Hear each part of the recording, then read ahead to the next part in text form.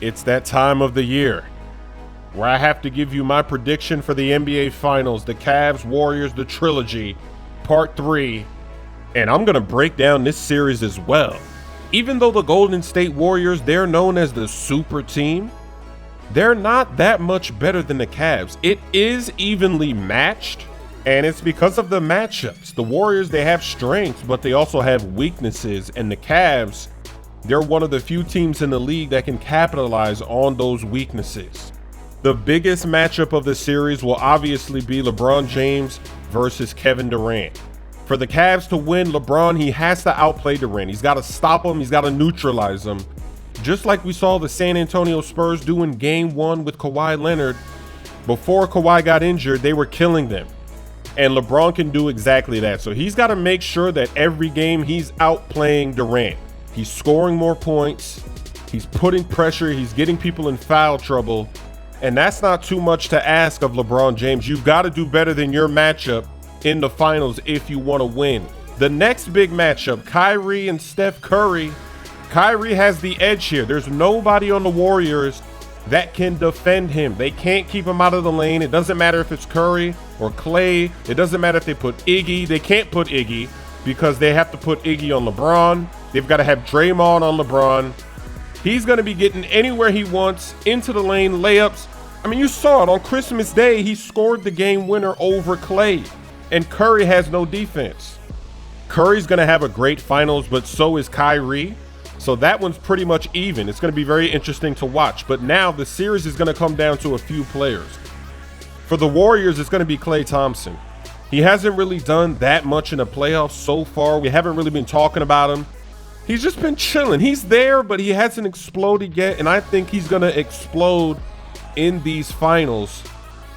There's going to be a few games where he's going to single-handedly be the reason why they win, because he's going to knock down some shots. He's going to be in rhythm. He's going to be doing what he does. Very annoying for the Cavs. And then McGee off the bench. He's been quietly having a very nice playoff run. When he first came onto the team, he was shacking a fool a lot, but now he's really settled into his role. And he's performing. He's doing a great job, and I think that he's going to surprise the Cavs. I think he's going to disrupt some shots in the paint. He's going to score a little bit. We can't forget about Sean Livingston, the Cleveland Cavaliers killer, and then, of course, Draymond Green.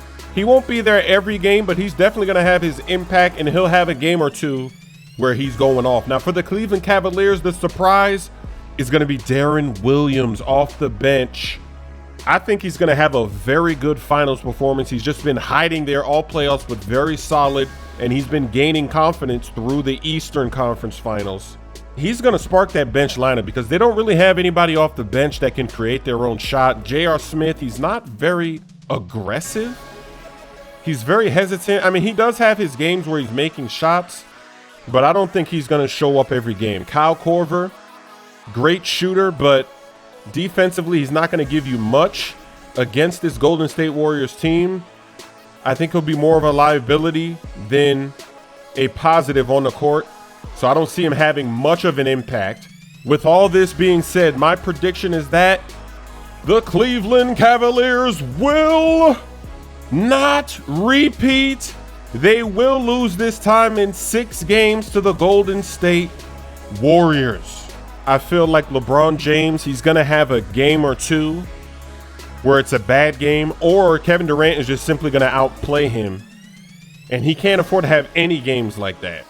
LeBron has to come out in these finals and dominate like he did in 2015 when Kyrie and Kevin Love were injured and he was playing his heart out, dropping 40 points, doing everything he could. He needs to play like that every game. I don't want to see him out there doing his passing thing, not being aggressive, not putting pressure on the defense, not getting people in foul trouble, not making the Warriors scared and terrified of him, not making them double team, making them change their game plan.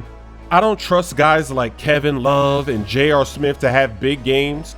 For them to do that, LeBron James, he has to be dominating. He has to be attracting so much attention that these guys are wide open and they have no choice but to make these shots, not to let down LeBron when they see him going off, dropping 30, dropping 40.